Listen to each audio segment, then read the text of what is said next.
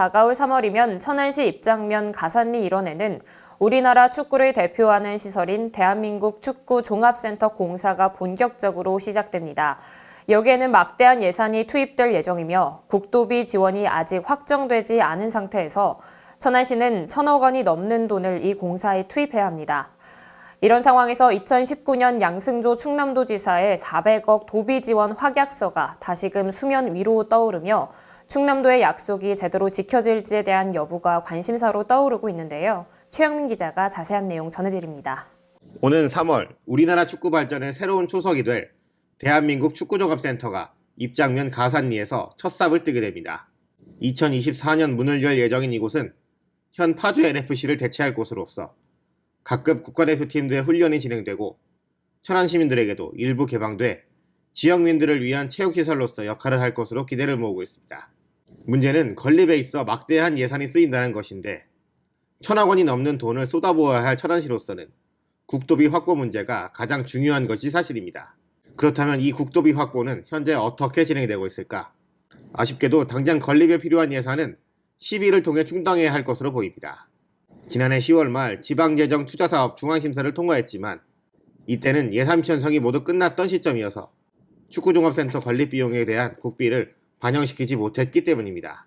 도에서는 이제 주는 거는 거의 확정을 줬는데 저희가 이번에 정부 예산 순기보다 투자 심사가 통과가 늦었어요. 박완주 위원님이나 문진석 이정문 위원님을 통해서 이제 쪽지 예산까지 이렇게 어떻게 관철을 시키려고 했는데 잘 안 됐고 그래가지고 내년에 이제 정식적으로 이제 루트를 통해서 반영 요청을 내서 후년 예산에는 충분히 될 것으로 봅니다. 2019년 양승조 충남도지사가 약속한 도비 400억 지원 약속에 대한 문제도 마찬가지였습니다. 지난해 충남도의회가 예산을 책정하는 과정 속에 축구종합센터 관련 내용은 없었고 때문에 다가올 추경 예산에서 400억 중 일부를 반영할 수 있도록 해야 한다는 것입니다.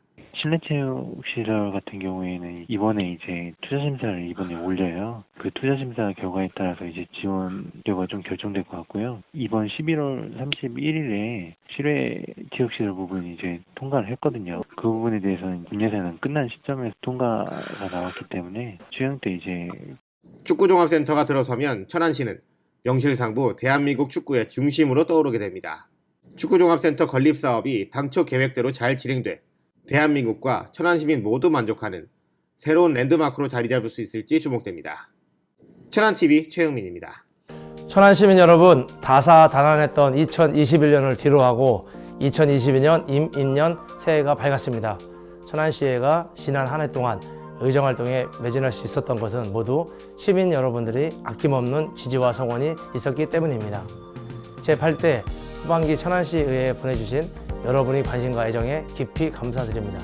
2022년에는 새로운 의지로 천안의 안녕과 행복을 위해 더욱 최선의 노력을 다할 것입니다.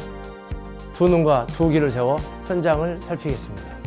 발로 뛰며 여러분과 소통하겠습니다. 따뜻한 가슴으로 바른 의정활동을 펼치겠습니다. 2022년 새로운 한 해에는 건강과 사랑이 여러분과 늘 함께하는 더욱 따뜻한 한 해가 되시기를 기원합니다. 새해 복 많이 받으세요.